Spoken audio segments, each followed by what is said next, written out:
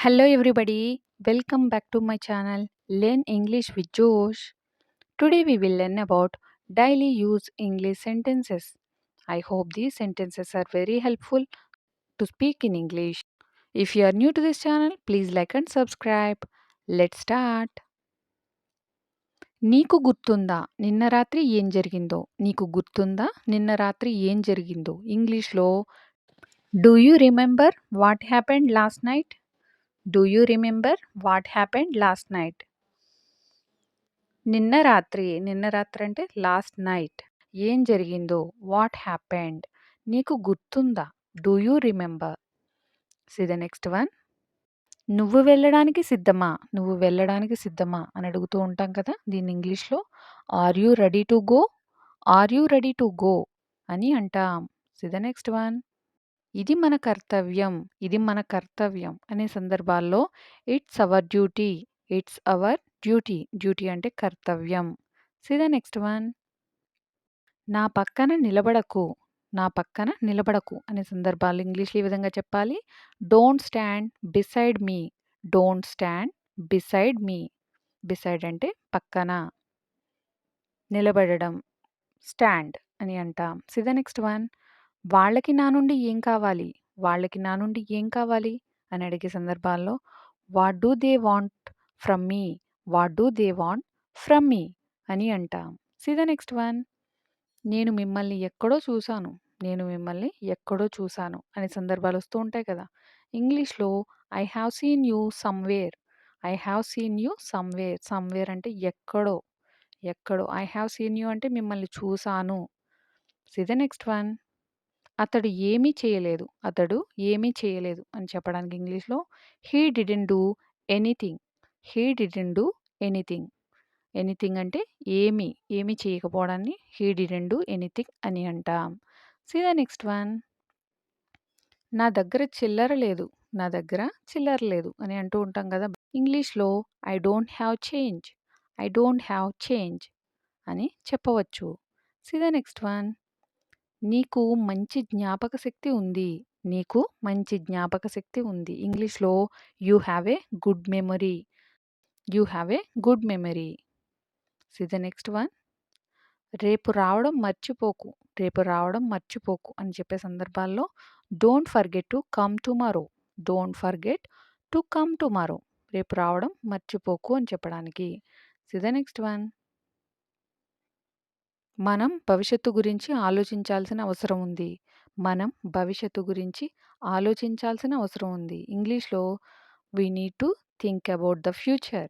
We need to think about the future. About the future అంటే భవిష్యత్తు గురించి ఆలోచించాల్సిన అవసరం ఉంది అని చెప్పడానికి we need to think. Think అంటే ఆలోచించడం. See the next one. పక్కకు జరుగు. పక్కకు జరుగుని ఇంగ్లీష్‌లో ఏ విధంగా చెప్పాలి? Move aside. ఎవరైనా అడ్డుగా ఉన్నట్లయితే మూవ్ ఎసైడ్ అని అంటాం. See the next one. కొంచెం జరుగుతారా? కొంచెం జరుగుతారా అని రెస్పెక్ట్‌ఫుల్‌గా అడగడానికి would you mind moving a bit? Would you mind moving a bit అని అంటాం. See the next one. ఇక్కడ కాసేపు ఆగు. ఇక్కడ కాసేపు ఆగు అనే సందర్భాలు వస్తూ ఉంటాయి కదా! Stay here for a while. Stay here for a while అంటే కాసేపు. ఇక్కడ ఆగు. Stay here. See the next one. నీకు కోపం ఎందుకు వస్తుంది? నీకు కోపం ఎందుకు వస్తుంది? అని అడిగే సందర్భాల్లో why are you getting angry? Why are you getting angry? Getting angry అంటే కోపం రావడం. ఎందుకు వస్తుంది? Why are you getting angry? See the next one. నువ్వు ఈ పని చేయడానికి చాలా చిన్నవాడివి. నువ్వు ఈ పని చేయడానికి చాలా చిన్నవాడివి. You are too young to do this. You are too young to do this. See the next one. కోపంలో నేను అన్నదానికి నన్ను క్షమించు. కోపంలో నేను అన్నదానికి నన్ను క్షమించు అని చెప్పే సందర్భాల్లో forgive me for what I said in rage. Forgive me for what I said in rage. See the next one. మనం ఇంతకు ముందే కలిసామనుకుంటా. మనం ఇంతకు ముందే కలిసామనుకుంటా అనే సందర్భాలు వస్తూ ఉంటాయి కదా! ఇంగ్లీష్‌లో I think we have met before. I think we have met before అంటే ఐ థింక్ అనుకుంటా. వి హావ్ మెట్ బిఫోర్ ఇంతకు ముందే కలిసాం. See the next one. నేను అతడితో ఉండాలి. నేను అతడితో ఉండాలి అనే సందర్భాల్లో I should be with him. I should be with him.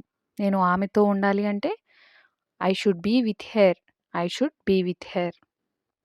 నేను నీతో ఉండాలి అని చెప్పడానికి I should be with you. I should be with you అని అంటాం. See the next one. మీరు ఇతర దేశాలకు వెళ్లారా? మీరు ఇతర దేశాలకు వెళ్లారా? అంటే అదర్ కంట్రీస్ వెళ్లారా అని అడిగే సందర్భాలు వస్తూ ఉంటాయి కదా! ఎవరినైనా అడిగేటప్పుడు have you been to other countries? Have you been to other countries? ఎక్కడికైనా వెళ్లారా అని అడగడానికి హావ్ యూ బీన్ టు అని యూజ్ చేస్తాం. See the next one. ఆమె కారు ఎక్కి వెళ్ళిపోయింది. ఆమె కారు ఎక్కి వెళ్ళిపోయింది. ఇంగ్లీష్‌లో ఈ విధంగా చెప్పాలి. She got into the car and drove away. She got into the car and drove away అని అంటాం. See the next one. అది నీపై ఆధారపడి ఉంది. అది నీపై ఆధారపడి ఉంది. ఇంగ్లీష్‌లో ఈ విధంగా చెప్పాలి. It depends on you. It depends on you. It depends on you అని అంటాం. See the next one. తరపున, నా తరపున ఇంగ్లీష్‌లో ఈ విధంగా చెప్పాలి. నా తరపున అనే సందర్భాల్లో on my behalf. On my behalf అని యూజ్ చేస్తాం. ఎగ్జాంపుల్‌గా అతడు నా తరపున మాట్లాడాడు. అతను నా తరపున మాట్లాడాడు అనే సందర్భాల్లో he spoke on my behalf. He spoke on my behalf అని అంటాం. See the next one. నువ్వెందుకు అతడికి కోపం తెప్పించావు? నువ్వెందుకు అతడికి కోపం తెప్పించావు అనే సందర్భాల్లో why have you offended him. Why have you offended him. See the next one. నేను చెప్పడానికి ఏం లేదు.